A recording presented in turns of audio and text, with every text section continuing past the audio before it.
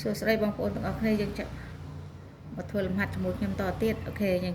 មកកាត់ពេលយើងចាប់ដើមទាំងអស់គ្នាអញ្ចឹងដើម្បីរកពហុគុណ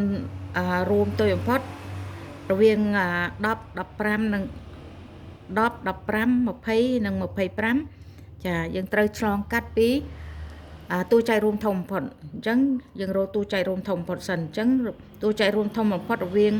10 15ហើយនិង20ហើយនិង25ចាអញ្ចឹងយើងយក5ដូចគ្នាណាចាយើងយក5អញ្ចឹង10ចែកនឹង5យើងបាន2ចា2 5ដង10 10សង10 0ចាយើងផលចែកបាន2អញ្ចឹងមើល15មាន5 3ដងចា5 3ដង15 15សង15អស់មកយើងដាក់3នៅក្នុងទង្រេអញ្ចឹង20មាន5ម្ដង5 4ដង20 20សង20 0នឹងដាក់4ចាអញ្ចឹង25មាន5 5ដង5 5ដង25 25សង25អស់អញ្ចឹងយើងដាក់តបមកទៀតយើងរកតួចែករួមធំបំផុតឃើញហើយគឺ5តួចែករួមធំនៃ10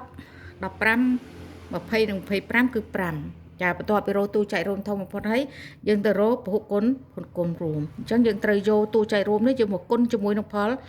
ចែក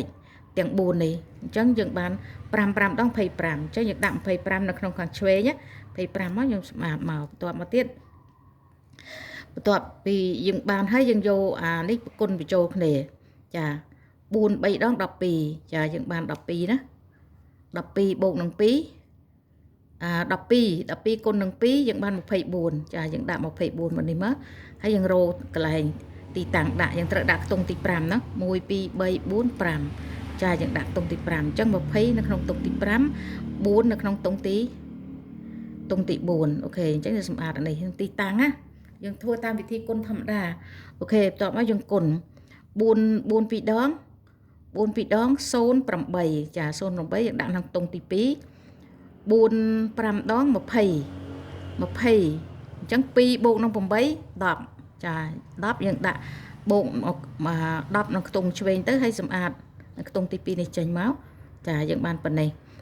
អញ្ចឹងសម្អាតអានេះចេញតបមកទៀតយើងគុណ2 ដង04 04សោះ04